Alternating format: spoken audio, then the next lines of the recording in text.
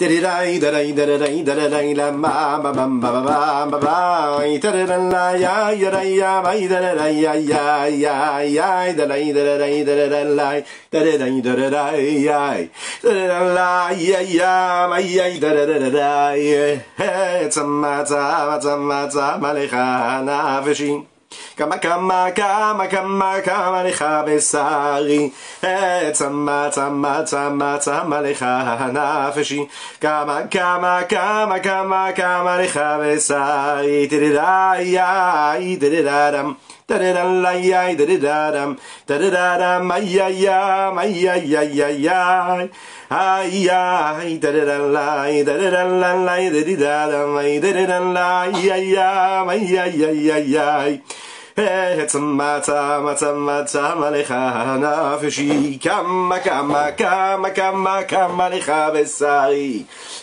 Tzama tzama tzama tzama lecha nafshi Kama kama kama kama kama lecha besari Ay ay tadadalay tadadalay tadidadam Tadadadam ay ay ay ay tadadadam Ay ay ay tadadalay tadadalay tadidadam Tadidalay ay ay ay ay ay ay Tzama tzama tzama tzama lecha nafshi Kama kama kama kama kama lecha besari Tzama tzama tzama tzama lecha nafshi Kama kama kama kama kama lecha besari Ay ay tadadalay tadadalay tadidadam Tadadalay ay ay ay tadadadam Ay ay tadadalay tadadalay tadidadam Tadadalay ay ay ay ay ay ay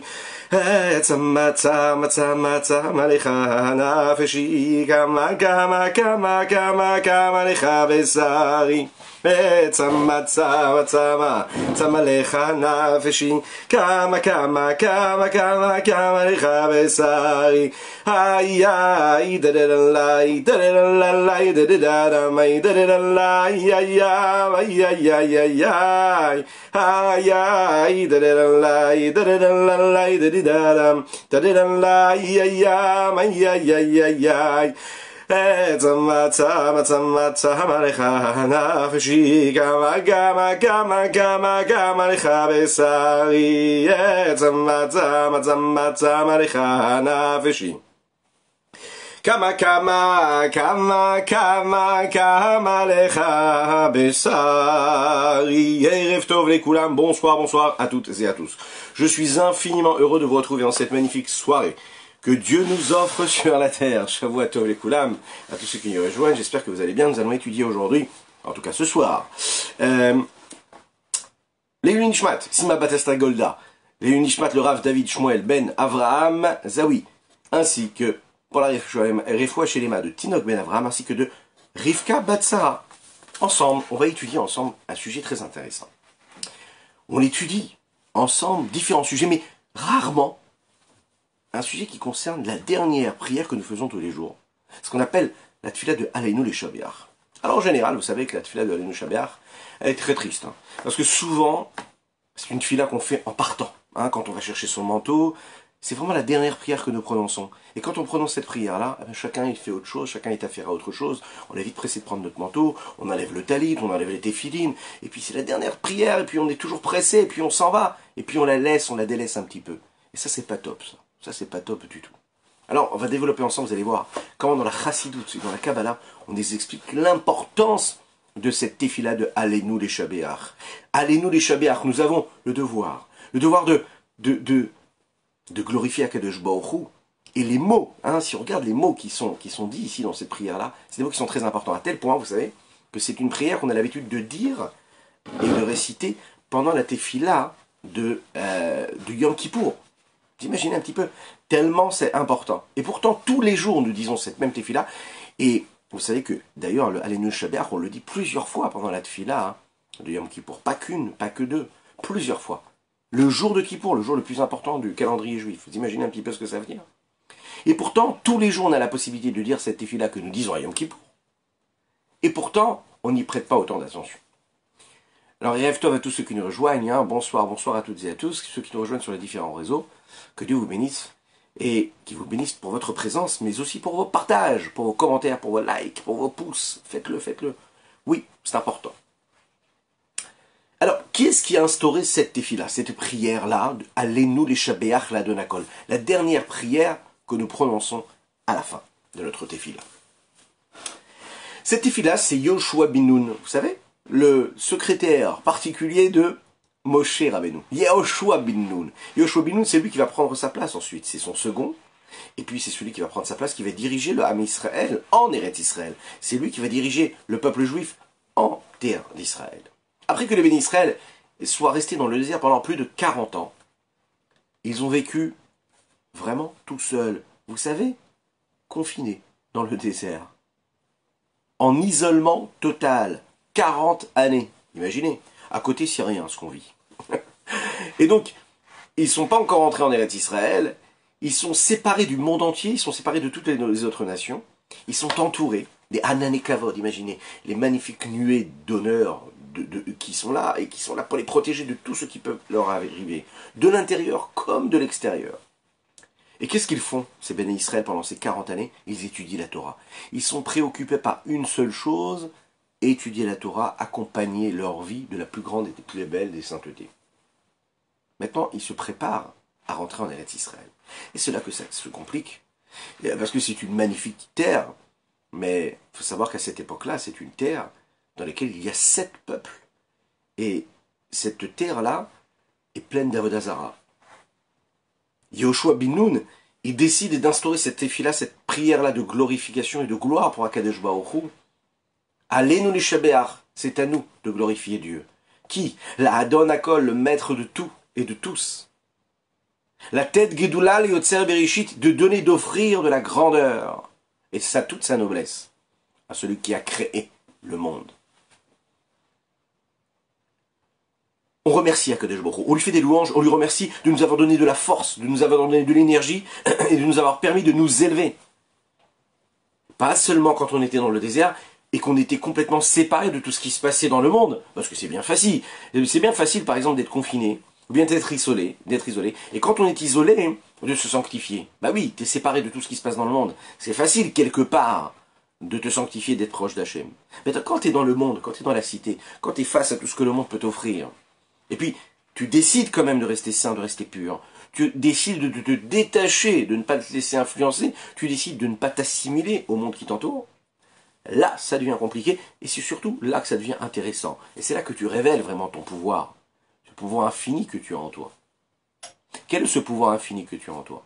Ce pouvoir infini que tu as en toi, c'est celui qui te permet justement de comprendre que Dieu, celui qui est avec toi dans le désert, c'est le même qui t'accompagne quand tu es dehors, à l'extérieur de ce désert-là. C'est le même Dieu qui t'accompagne, hein. C'est lui qui est avec toi, tout près de toi.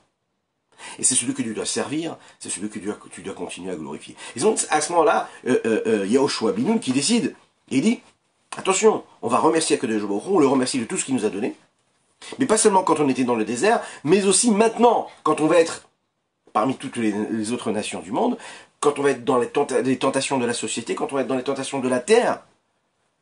Vous savez d'ailleurs, entre parenthèses, vous savez que les bénis Israël qui n'ont pas voulu rentrer en Eretz Israël à cette époque, vous savez pourquoi est-ce qu'ils n'ont pas voulu rentrer? Parce qu'ils étaient bien au chaud, ils étaient bien dans le désert, ils n'avaient pas besoin de faire quoi que ce soit, ils avaient tout ce qu'il fallait. Le linge était repassé, il était lavé comme il fallait. Ils avaient de quoi manger. Ils n'avaient pas besoin de se fatiguer pour aller semer les graines et devoir labourer pour après récolter, et pouvoir après, et avoir à devoir pétrir la pâte pour donner à manger à leur foyer. Non, ils se servaient, ils avaient la manne, ils avaient tout ce qu'il fallait dans le désert. Donc ils étaient coupés de cette matière, de ce monde matériel. La seule chose qui les importait, c'était leur connexion spirituelle.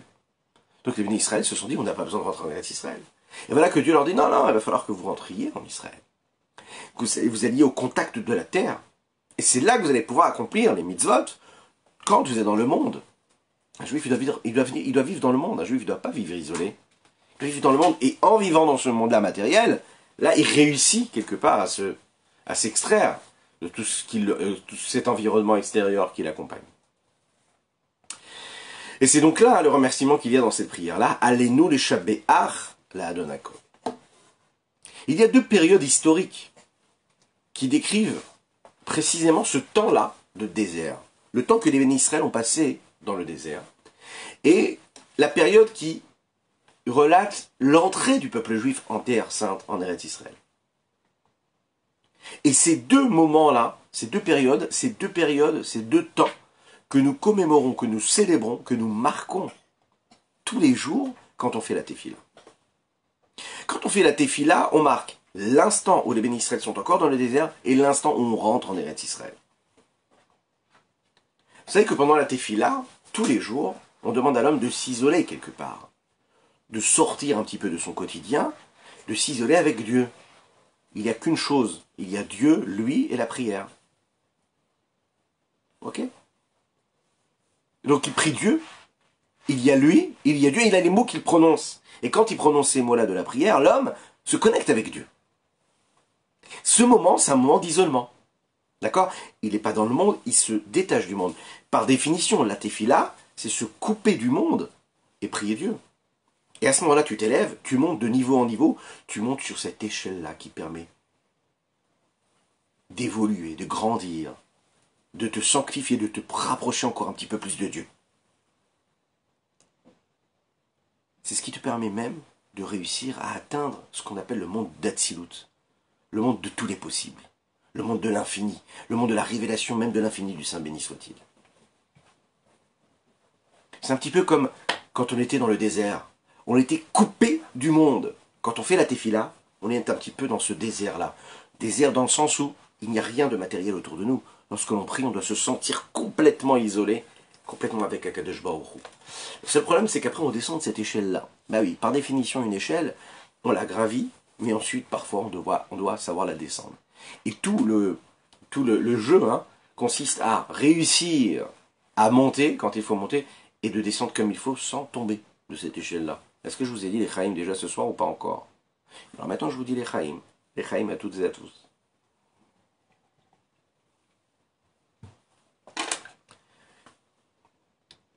Alors, la première période, celle qui consiste à sortir de ce désert-là, c'est ce que nous vivons quand on fait cette tefila. On est dans cet isolement.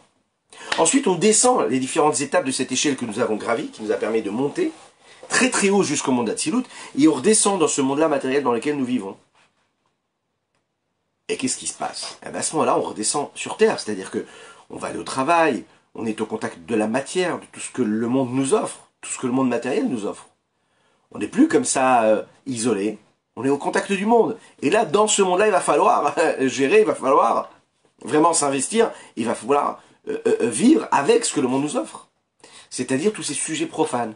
C'est un petit peu ce que les bénis Israël ont reçu et ont ressenti quand ils sont entrés en Eretz Israël.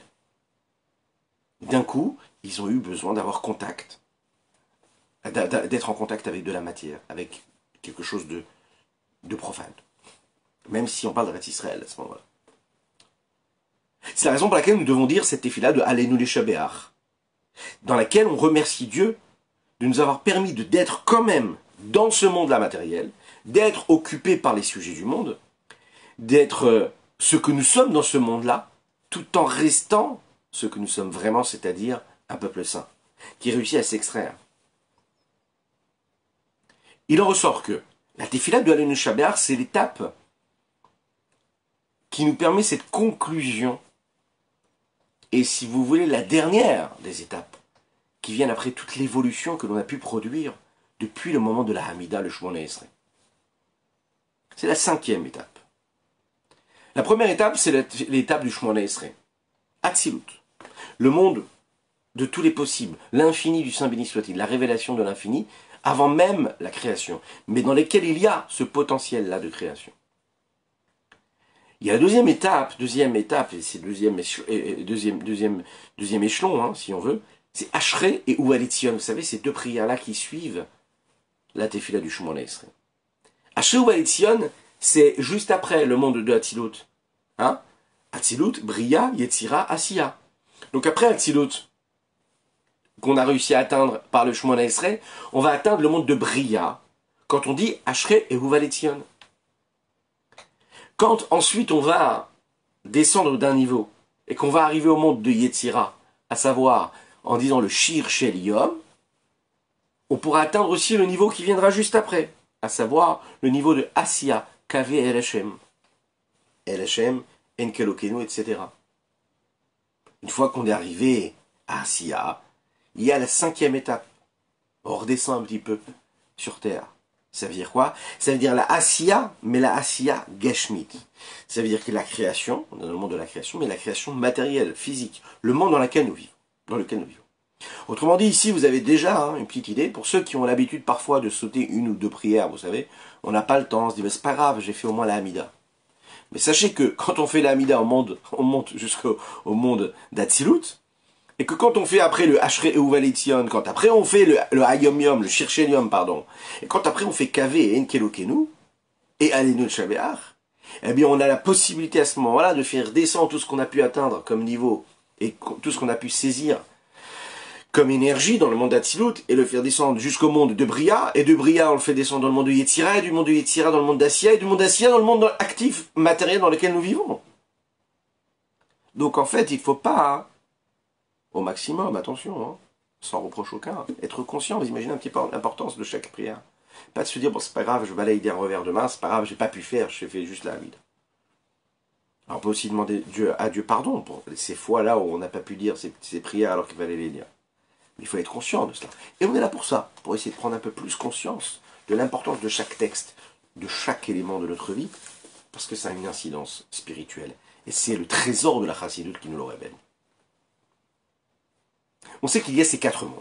Bria, Yetzira, Asiya, qui eux correspondent aux 4 lettres du nom d'Availlé. Yud, Ke, Vav, Ke. Le Yud, c'est le monde d'Atsilut. Le E, c'est le monde de Bria. Le Vav, c'est le monde de Yetzira. Et le E, le dernier E, c'est le monde d'Asiya. Et là, il y a un nouveau monde. Le 5e monde. Quel est ce 5e monde? Ce 5e monde, c'est le Olam Asiya, toujours, mais c'est le monde matériel. Parce que la Asiya, bien que ça fait partie de la création réelle, physique, mais ça n'est pas encore habillé dans la matérialité. Là, vraiment, la dernière étape, c'est quand tu vas au charbon, quoi. Quand tu vas sur le chantier, tu vas travailler le béton. Quand tu vas à ton champ et que tu vas semer les graines et que tu vas labourer ton champ. C'est plus que de la création, là. On est plus que dans le monde de la Asiya, on est dans la matérialité. On va essayer de comprendre. Si le monde de la Asiya matérielle, c'est un monde qui est différent de celui qui est juste avant, pourquoi est-ce qu'on les sépare du monde d'Asiya? Pourquoi est-ce qu'on l'appelle Asiya et qu'on le détache du monde d'Asiya en disant mais non, c'est Asiya mais matériel? Pourquoi ne pas dire tout simplement qu'il y a 5 mondes?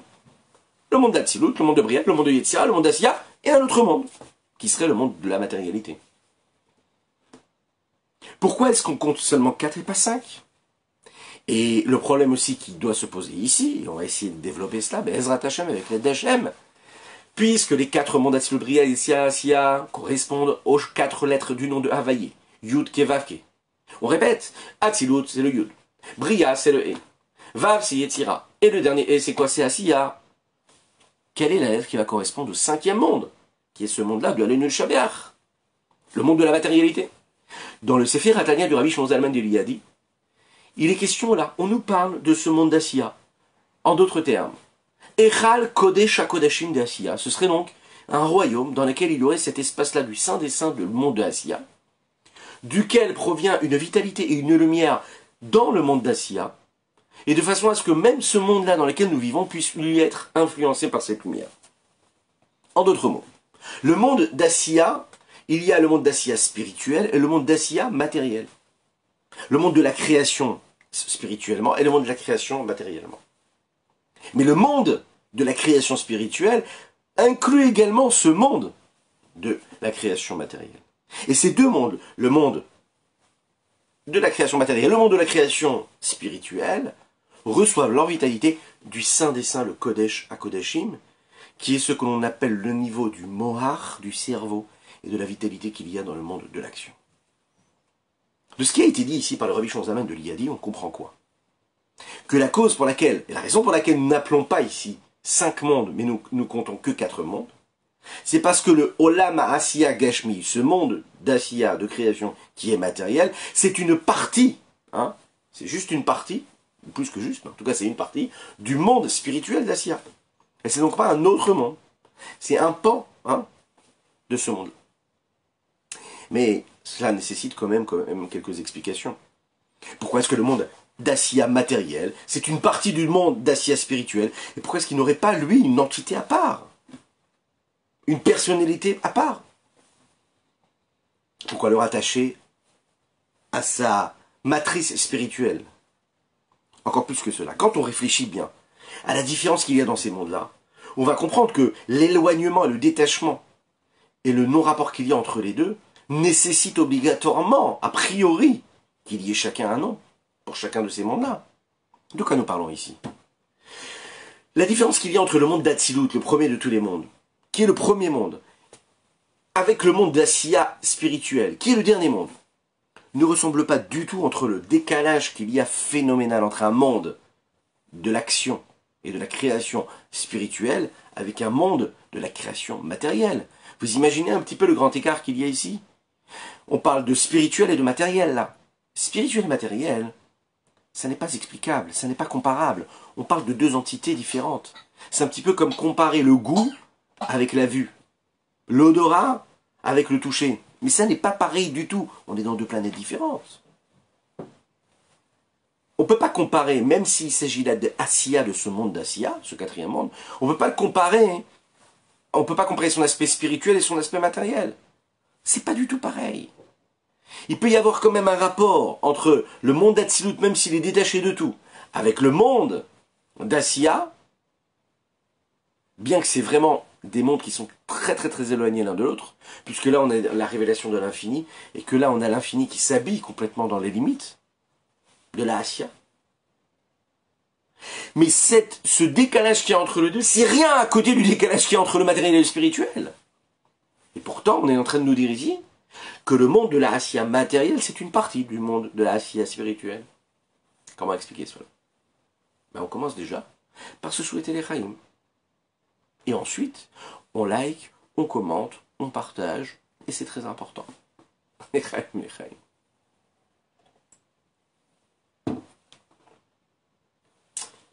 Oui, on va chanter plus que d'habitude. On essaie quand même de chanter, oui, mais on va chanter plus parce que c'est le mois de Hadar. Mais Bezrat Hashem, ça va venir.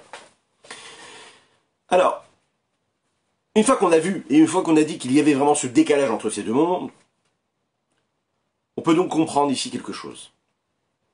Le décalage qui est entre le matériel et le spirituel, il est tellement fort que c'est deux niveaux réellement. Un, c'est la création matérielle, l'autre, c'est la création spirituelle. Si des quatre mondes, et il y en a quatre, bien qu'il y ait une différence et un grand écart phénoménal, considérable entre l'un et l'autre, ils font quand même partie de ces chiffres 4, c'est-à-dire de ces quatre mondes. Pourquoi? Parce que chaque monde, il a un contenu à lui. Il a sa particularité, il a sa fonction. Comment se fait-il que le monde d'Asiya matériel, lui, serait donc une partie du monde d'Asiya spirituel? Et on continue à poser la question, et on rajoute encore une fois de l'intensité à cette question. Quel est le sens ici de ce que nous disons quand on dit que le monde matériel de la création correspond et vient, est juste une part du monde de la création spirituelle? Comment est-ce qu'il peut y avoir une quelconque rencontre entre du matériel et du spirituel? À tel point qu'un objet matériel devienne et soit inclus dans une idée intellectuelle. Puisque vous le savez, quand on parle ici de spirituel, on parle d'une idée intellectuelle. La spiritualité, c'est quoi? C'est une idée. C'est pas quelque chose de palpable, de touchable. C'est pas quelque chose qui se ressent. Tout ce qui est spirituel, c'est quelque chose qui se réfléchit, qui se pense, qui s'imagine, qui se voit, qui se considère à travers une logique spirituelle.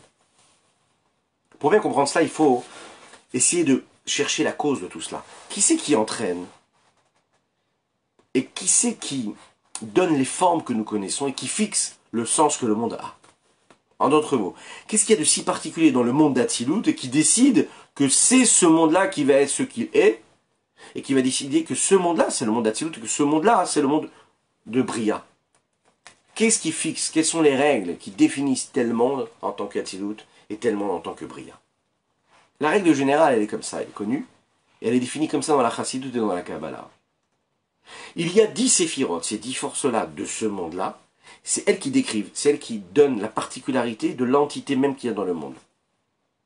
dans chaque endroit où il y a ces 10 séphirotes-là, et qu'il y a encore une fois 10 forces différentes, c'est qu'on passe à un autre monde. Donc, les 10 séphirotes, les premières, c'est celles qui permettent de faire vivre le monde d'Atsilut, et celles qui le définissent en tant que monde séparé, en tant que monde pour ce qu'il est lui. Les 10 séphirotes, elles, s'habillent dans les 10 séphirotes qui se trouvent dans le monde qui est juste après, à savoir le monde de Bria, et elles permettent de faire vivre et de s'unir avec le monde de Bria. Ces mêmes 10 séphirotes qui se trouvent dans le monde de Bria, elles s'habillent dans les 10 séphirotes du monde d'Atsia, et elles définissent les limites et ce qu'est le monde de Yetzira. Et ces 10 séphirotes-là, qui sont du monde de Yetzira, s'habillent dans les 10 séphirotes du monde d'Assia, qui sont là pour faire vivre le monde d'Assia spirituel. On est d'accord? Nous avons ici combien de sphirotes? 40 sphirotes. C'est un petit peu les poupées russes. C'est comme ça qu'il faut voir les choses. Chaque 10 sphirotes, elle donne naissance à 10 sphirotes. Ces 10 sphirotes, elles donnent naissance à un nouveau monde. Et ce monde-là donne à 10 sphirotes. Et donne des forces. Et donne naissance à un nouveau monde qui lui aussi constitue de ce 10 sphirotes. Étant donné que le monde de Assia matériel, lui, n'a pas de 10 séphirotes indépendantes. Puisqu'on s'est arrêté aux 40, donc on s'est arrêté quoi? Au monde d'Assia spirituel. Donc il n'est pas comptabilisé comme un monde à part entière. Donc ce monde-là matériel dans lequel nous vivons ici, bien qu'il est très éloigné du monde de la spiritualité, de l'idée intellectuelle, eh bien quand même, il fait partie de ce monde-là, de l'action spirituelle. Il n'est pas appelé un 5e monde. Il n'est pas ce monde indépendant. Alors pourquoi vraiment il n'est pas indépendant? Pourquoi est-ce qu'il a besoin nécessairement de recevoir sa vitalité et sa lumière des 10 séphirotes qu'il y a dans le monde d'Assia spirituel? Quelle différence qu'il y a entre ces 4 mondes-là, Atzilut, Bria, Yetzira, Assia, que dans chacun de ces mondes-là, il y a 10 séphirotes, 10 forces, alors que dans le monde d'Assia, Gashmi, matériel, il n'y a juste pas ces 10 séphirotes, elles sont juste une partie de quelque chose qui les précède. Elles font partie, elles sont incluses dans le monde d'Assia, Rouhani, spirituel. Alors on va rentrer dans des questions ici qui sont un peu plus kabbalistiques, mais le but ici, c'est d'essayer de les comprendre. Et on est là pour ça, et ne vous inquiétez pas, si on ne comprend pas tout, petit à petit, les notions se révèlent être beaucoup plus compréhensibles, avec l'aide d'Hachem, bien sûr. Pourquoi? Parce que nous, on veut faire venir Mashiach. Et nous, on nous a dit quelque chose, que quand on étudiait tous ces trésors de la Chassidut, on permettait d'activer la venue de Mashiach. Et comme on n'en peut plus de vivre sans Mashiach, donc on veut activer la venue de Mashiach. Donc vous aussi, prenez part à cette action. Et partagez, likez, invitez vos amis à suivre ces moments de Chassidut. Vous leur permettrez de peut-être percevoir, de goûter ce que nous allons étudier quand Mashiach arrivera très bientôt, parce qu'il est juste derrière la porte. L'Echaim. C'est une tisane, parce que je dis l'Echaim, ne vous imaginez pas que c'est autre chose. C'est une infusion. L'Echaim.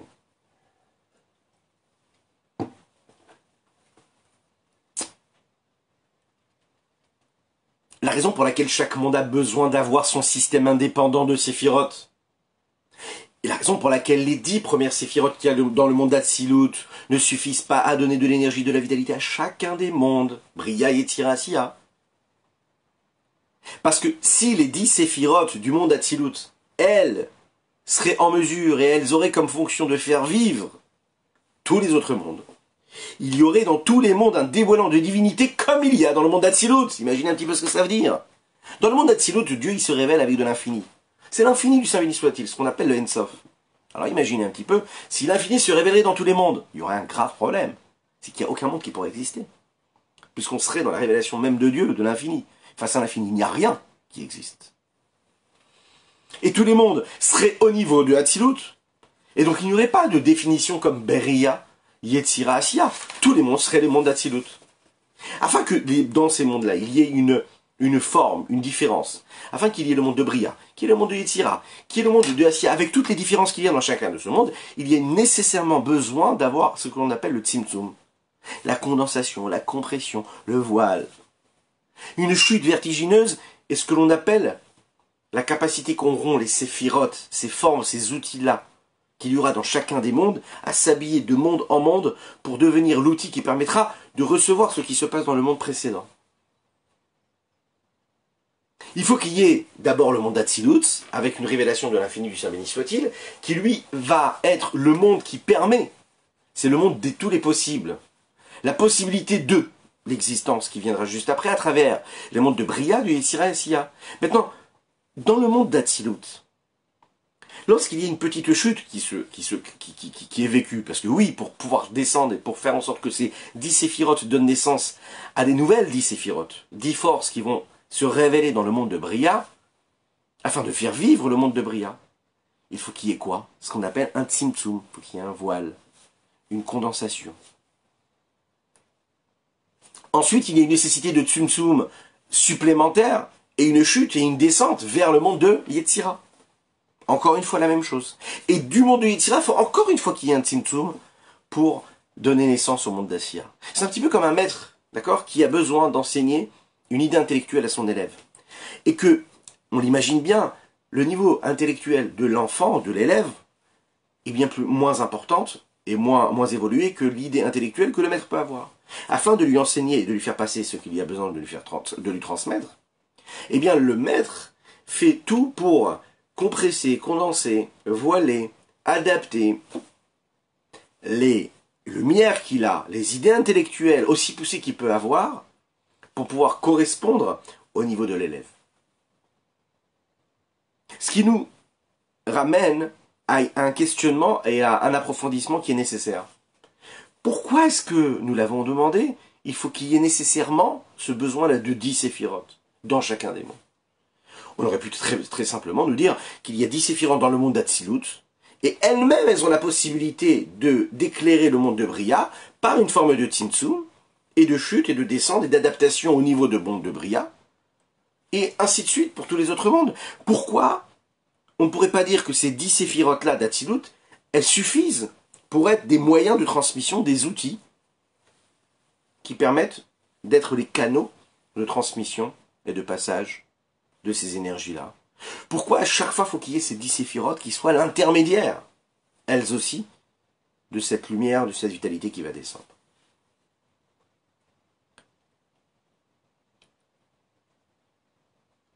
Le Seder Inshalchelut, vous savez, le Seder Inshalchelut, c'est l'ordre des enchaînements.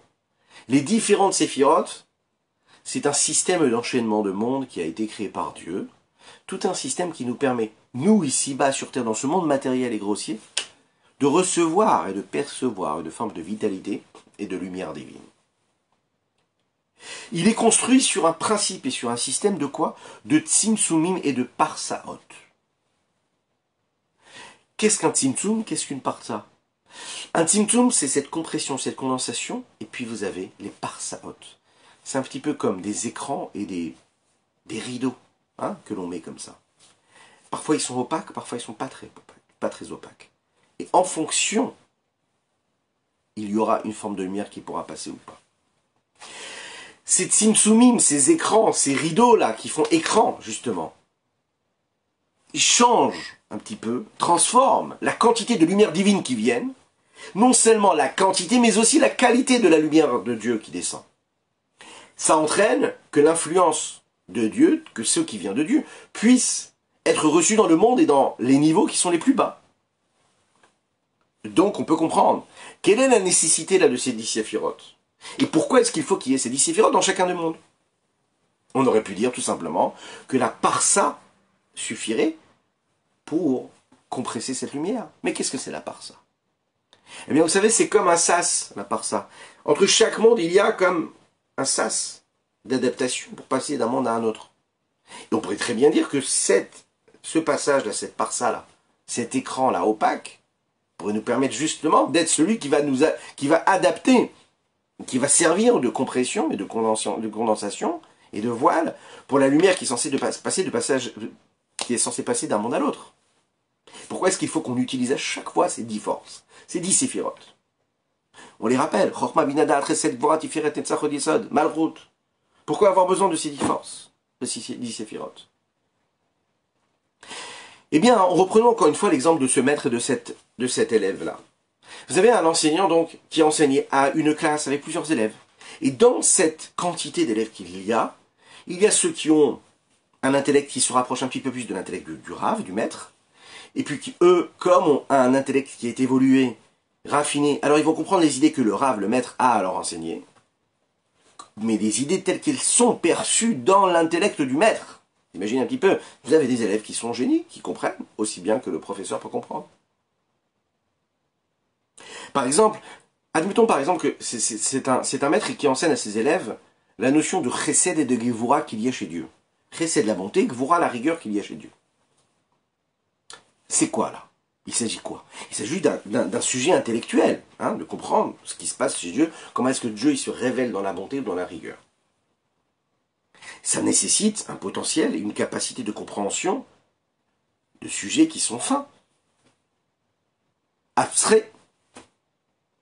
Et puisque ce maître-là, c'est quelqu'un d'intelligent, et que ses élèves sont proches de lui et qui sont proches de son niveau, il a la possibilité de leur expliquer le sens profond de ce que peuvent vouloir dire la vertu du chesed chez Dieu, la vertu de la bonté chez Dieu, et la vertu de la rigueur chez Dieu. Et ce qui était en réalité tout à fait abstrait, qui paraissait incompréhensible pour eux, va commencer un petit peu à prendre forme. Mais on reste toujours intellectuellement ici. Il faut qu'ils aient quand même une capacité quand même de compréhension. Maintenant, pour réussir à faire passer ces mêmes notions-là, parler du chesed, parler de la gevura de Dieu, à des élèves qui n'ont pas les capacités intellectuelles, qui n'ont pas autant de force, comment est-ce qu'on va s'y prendre? Eh bien là, le maître va devoir faire des efforts. Vous vous souvenez, hier soir, on parlait de ça, on disait, est-ce que c'est le professeur qui doit s'adapter aux élèves? Alors on l'a répondu. Ou est-ce que c'est les élèves qui doivent s'adapter aux professeurs? Bien, on est bien d'accord, et c'est un petit peu un rappel à ce que nous disions hier, mais peu importe le nombre d'élèves que tu as en classe, peu importe les capacités que chaque élève a, le professeur doit s'adapter au cerveau de chaque élève.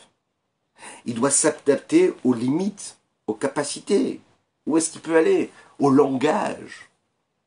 Qu'est-ce qui lui fait comprendre? Quel est l'exemple? Quelle est l'approche qui est nécessaire pour tel ou tel élève? Et ce n'est pas toujours pareil. Alors pour parler à des élèves qui n'ont pas autant de capacités que les autres, qui ne peuvent pas comprendre ce que le maître a, lui, dans sa tête quand il comprend ce sujet-là, il va devoir compresser, condenser, voiler un petit peu son intellect, créer des formes d'écran, de rideaux. Il va devoir s'habiller dans l'intellect de ses élèves et utiliser toutes formes d'outils qui sont à sa portée. Et ces outils-là vont lui permettre de transmettre cette idée intellectuelle qui était très élaborée et qui n'arrivait pas à transmettre parce qu'ils n'ont pas le niveau de le ressentir ou de le comprendre. Il va utiliser ce qu'on appelle la notion de mashal, l'exemple, la parabole.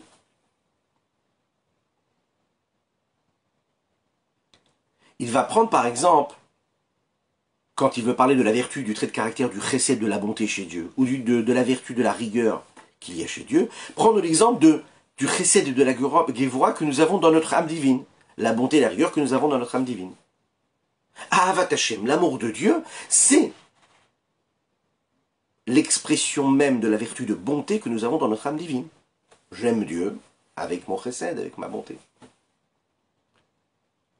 Ça, cette bonté-là, on est capable de dire à l'élève, mais tu sais, quand tu es capable d'utiliser la bonté que tu as en toi, dans ton âme divine, quand cela s'exprime, sache que ça ressemble au chesed, à la vertu de bonté qu'il y a chez Dieu. Là, l'élève, il arrive à comprendre. Quand tu comprends et que tu saisis ce que veut dire la crainte de Dieu, eh bien la crainte de Dieu que tu peux éprouver dans ton âme divine, la hirat Hashem, c'est la vertu de rigueur qu'il y a dans ton âme divine, ça ressemble à la rigueur qu'il peut y avoir chez Dieu. Donc l'élève va pouvoir comprendre grâce à cette parabole, grâce à cet exemple qu'on a pu prendre, eh bien, l'élève va pouvoir comprendre quelque chose qu'il n'arrivait même pas du tout à comprendre.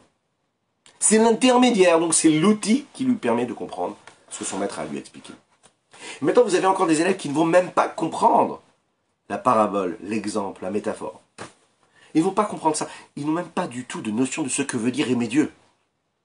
Donc, ils ne peuvent pas prendre en exemple ce qui se passe dans leur cœur pour comprendre ce qui se passe chez Dieu, puisqu'ils ne comprennent pas ce que ça veut dire aimer Dieu. Ils ne comprennent pas même ce que ça veut dire craindre Dieu.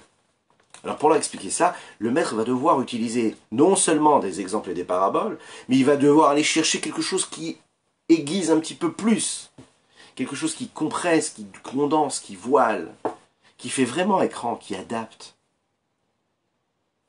l'idée intellectuelle qu'il a. Il va devoir s'écarter, même très loin, hein, s'éloigner vraiment du sujet initial. Il va leur expliquer quoi, par exemple? Vous savez ce qu'il va leur dire? Il va devoir prendre des exemples qui concernent uniquement leur âme animale. Non pas leur âme divine, mais leur âme animale. Parce que ça, ils vont comprendre. Quoi? Il va leur dire, tu sais, quand ton âme animale, elle désire, elle a la pulsion, elle est attirée par quelque chose que le monde peut lui offrir. Quand ton âme animale est capable d'être attirée par un joli gâteau, il fait appel à ton plaisir. Ou bien, si c'est un enfant, quand on réussit à lui parler, lui dire, tu sais, quand ton âme animale elle se réveille parce que tu as envie de jouer à tel et tel jeu. Ça, cette envie que tu as, l'envie, le partage, la notion de plaisir, de vécu, d'épanouissement, c'est ce qu'on appelle la révélation même de ce qu'est le chesed, la bonté. Ça, on lui dit, tu sais, ça, ce que tu ressens, c'est ce qui représente l'amour de Dieu et le chesed qu'il y a dans l'âme divine. Et ça, c'est l'exemple type de ce qu'il y a dans la révélation même de ce qu'est le chesed, la bonté d'Akadosh Baruch Hu de Dieu.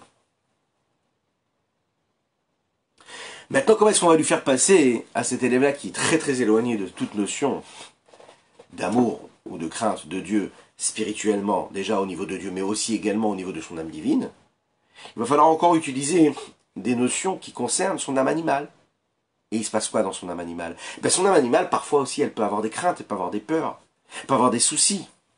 On sait très bien que tous les soucis proviennent du mauvais penchant qui, lui, fait tomber l'homme et fait chuter l'homme sans arrêt avec cette obsession constante, en l'inquiétant, en faisant qu'il se remet toujours en question, qu'il n'est jamais serein. Pourquoi? Le Yetzer Hara. Comment tu vas te nourrir? Comment tu vas te nourrir? Depuis le premier jour où il naît jusqu'après 120 ans, l'homme, il est souvent pris par ce mauvais penchant qui l'obsède et qui lui fait sortir et qui lui fait entendre cette voix-là qui ne le lâchera jamais, parce que c'est la société qui nous l'impose. Comment tu vas te nourrir? Comment tu auras de quoi te nourrir? Et que toute la vie d'un homme elle peut courir après et court autour de ça. Ça, c'est la crainte que l'âme animale peut ressentir.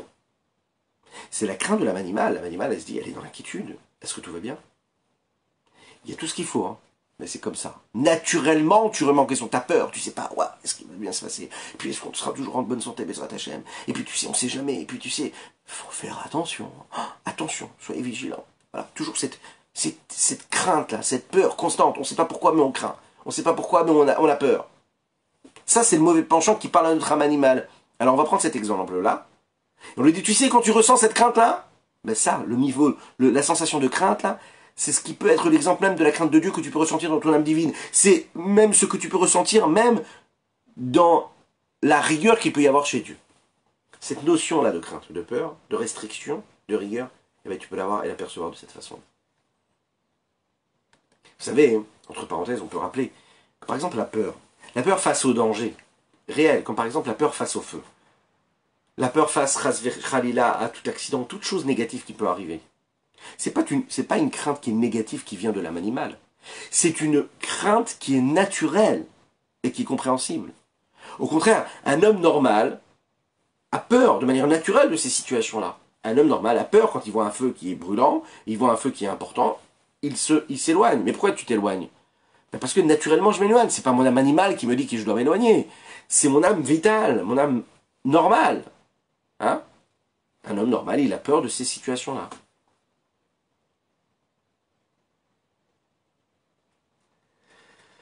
C'est la raison pour laquelle, ici, quand on dit que l'âme animale a une crainte, on ne parle pas d'une crainte et d'une peur d'un danger réel. On parle des soucis qui sont les soucis du futur. Les peurs du lendemain. Pas les peurs de la réalité de ce qui peut se passer à chaque moment de la vie. Les peurs du lendemain, c'est Heavaraïn, Ve'atid, Adaïn, Ve'ao Ve'kerefaïn, Dahaga Minaïn. Oui, c'est-à-dire que l'homme, il ne doit pas avoir de soucis parce que ce qui est passé est passé. Ce qui n'est pas encore passé n'est pas encore passé. Et puis le présent, il s'en va comme un clin d'œil. C'est une raison, et peut-être une occasion aussi, pour chanter un petit peu ce qu'on a dit qu'on devait chanter, puisque c'est le mois de Hadar, un petit peu plus que d'habitude. העבר עין עין ועתיד עדיין, וההווה כהרף עין דאגה מן עין. העבר עין עין ועתיד עדיין, וההווה כהרף עין דאגה מן עין. העבר עין עין והעתיד עדיין, וההווה כהרף עין דאגה מן עין. העבר עין עין והעתיד עדיין, וההווה כהרף עין דאגה מן עין. En français dans le texte, pourquoi se soucier? Ce qui est passé est passé. Ce qui n'est pas encore arrivé n'est pas encore arrivé. Et puis le présent, le présent, il disparaît comme un clin d'œil. Il disparaît comme ça, le présent. Alors pourquoi est-ce que tu te fais du souci? Laisse Dieu s'occuper de tout.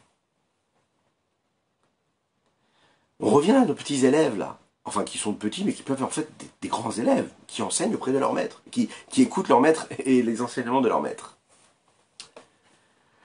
Ces élèves simples qui ont un intellect qui correspond en réalité à l'intellect d'enfants petits et qui ne peuvent comprendre que ce qu'ils peuvent voir. En général, un enfant est capable de comprendre ce qu'il peut voir. C'est la raison pour laquelle, quand on explique quelque chose à un enfant, à un bébé, eh bien, qu'est-ce qu'on fait? On prend des objets. On lui dit, tu vois, là, il y a un objet. Tu vois, là, il y en a un deuxième. Eh bien, voilà. Comment est-ce que tu vas être capable de faire rentrer un éléphant dans le chat d'une aiguille? On lui explique. On lui montre. C'est important, hein? Ils peuvent comprendre que ce qu'ils peuvent voir. Ils n'ont pas la possibilité de comprendre la sensation et les vertus, les traits de caractère. Ils ne comprennent pas ce que ça veut dire. Ils ne sont même pas capables de comprendre ce qu'il y a dans l'attirance face à des situations, face à des notions, face à quelque chose qui peut nous attirer physiquement dans ce monde-là. Ils ne comprennent pas.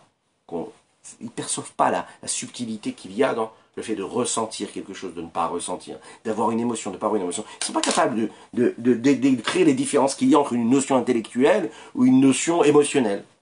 Ils ne comprennent pas. Donc ils ne peuvent pas comprendre aussi ce que veut dire le souci du futur.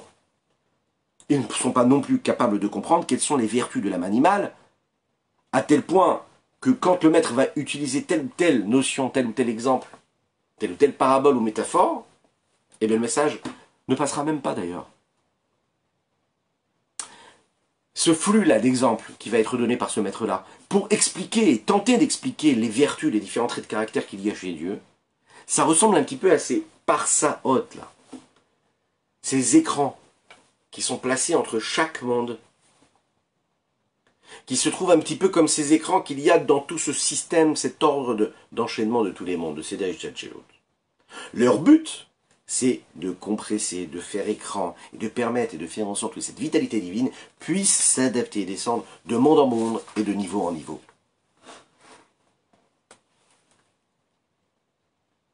C'est la raison pour laquelle il faut qu'il y ait donc ces 10 séphirotes, ces 10 outils. Vous vous souvenez de la question? Pourquoi est-ce qu'on a besoin de ces 10 séphirotes dans chaque monde? On n'a qu'à dire qu'il y a ces 10 séphirotes qui sont ces moyens, ces outils d'adaptation de cette vitalité divine, et d'utiliser les 10 séphirotes, ces 10 outils qu'il y a dans le monde d'Atsilut, et faire en sorte qu'elles seront, elles, les intermédiaires, les transmetteurs, pour tous les autres 4 mondes, les autres 3 mondes qu'il y a.